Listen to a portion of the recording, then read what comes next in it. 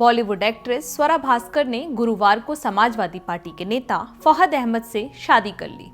इस शादी की खुशखबरी स्वरा भास्कर ने खुद ट्वीट करके सोशल मीडिया के जरिए लोगों को दी। स्वरा ने ये शादी कोर्ट मैरिज की है। अपनी शादी की खुशखबरी ट्वीट करते हुए स्वरा ने लिखा, स्पेशल मैरिज एक्ट के लिए 3 चेयर्स, कम से कम ये मौजूद है और प्यार का मौका देता है, प्यार का अधिकार देता है, अपने लाइफ पार्टनर को चूज करने का अधिकार देता है, साथ ही शादी का अधिकार देता है। जब से स्वरा ने मुस्लिम फहद अहमद से शादी की है, तब से सवाल लगातार उठ रहे हैं कि क्या स्वरा की शादी कानूनी तौर पर सही है? क्या इसे दोनों धर्म के धर्मगुरु मंजूरी देंगे? तो आइए आपको एकदम आसान भाषा में इस शादी के कानूनी पहलू को समझा देते हैं। दरअसल शादी की तस्वीर के साथ ही स्वरा ने बिल्कुल साफ कर दिया था कि ये शादी स्पेशल मैरिज एक्ट के तहत की गई है।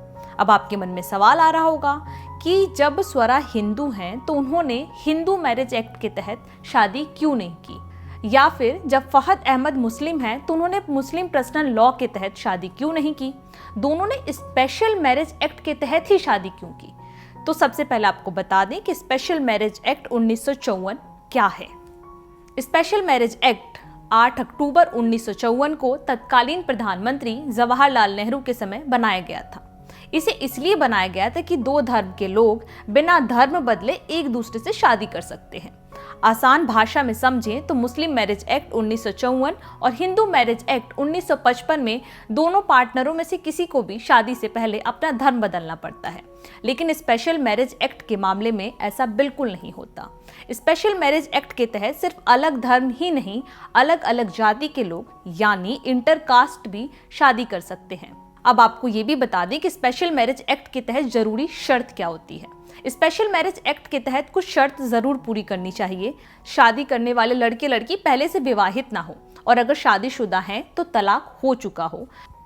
लड़के की उम्र 21 साल और लड़की की उम्र 18 साल से अधिक हो। दोनों पक्ष शादी का फैसला लेने में सक्षम हो, यानी कोई मानसिक रूप से बीमार ना हो। दोनों के बीच रक्त संबंध भी ना हो, यानी फैमिली रिलेशंस ना हो। अब बात स्पेशल मैरिज एक्ट के तहत शादी करने का प्रोसेस क्या है, आप किस तरीके से इस एक्ट के तहत शादी कर सकते हैं ये भी जान लीजिए। स्पेशल मैरिज एक्ट के तहत कपल को शादी की तय तारीख से 30 दिन पहले संबंधित दस्तावेजों के साथ मैरिज ऑफिसर को आवेदन देना होता है। ये आवेदन ऑनलाइन भी दिया जा सकता है। हालांकि इलाहाबाद हाई कोर्ट की लखनऊ बेंच ने अपने एक फैसले में साफ कहा था कि शादी करने वाले कपल को 30 दिन पहले नोटिस देना अनिवार्य नहीं है, इसे वैकल्पिक बनाना चाहिए। इस तरह का नोटिस प्राइवेसी का हनन है। ये जोड़े की इच्छा पर निर्भर होना चाहिए कि वो इस तरह का नोटिस देना चाहते हैं या नहीं। स्पेशल मैरिज एक्ट के तहत शादी करने के लिए मैरिज ऑफिसर को एप्लीकेशन फॉर्म के साथ एक एड्रेस प्रूफ देना होता है। ये आधार कार्ड भी हो सकता है, और नोटिस के 30 दिन बाद रजिस्ट्रेशन की प्रक्रिया पूरी मानी जाती है। लेकिन शर्त यह है कि इसे लेकर किसी को भी कोई आपत्ति नहीं होनी चाहिए। शादी करने से पहले दोनों को मैरिज ऑफिसर के सामने 3 गवाह पेश करने जरूरी होते हैं। दस्तावेज में उनके नाम भी अनिवार्य होता है, और एक बार मैरिज ऑफिसर दस्तावेज स्वीकार कर लेता है तो शादी पर मुहर लग जाती है और दंपति को मैरिज सर्टिफिकेट दे दिया जाता है, और ये शादी का प्रूफ बन जाता है। अब सवाल ये कि स्पेशल मैरिज एक्ट के तहत कौन कौन शादी कर सकता है। तो स्पेशल मैरिज एक्ट के तहत पूरे भारत में हिंदू, मुसलमान, सिख, ईसाई, जैन और बौद्ध धर्म सहित सभी धर्मों के लोग शादी कर सकते हैं।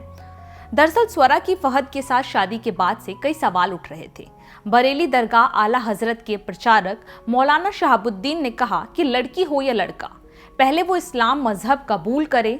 इस्लाम कबूल करने के बाद लड़के से निकाह होगा तो निकाह जायज़ माना जाएगा, वरना वो निकाह जायज़ नहीं माना जाएगा।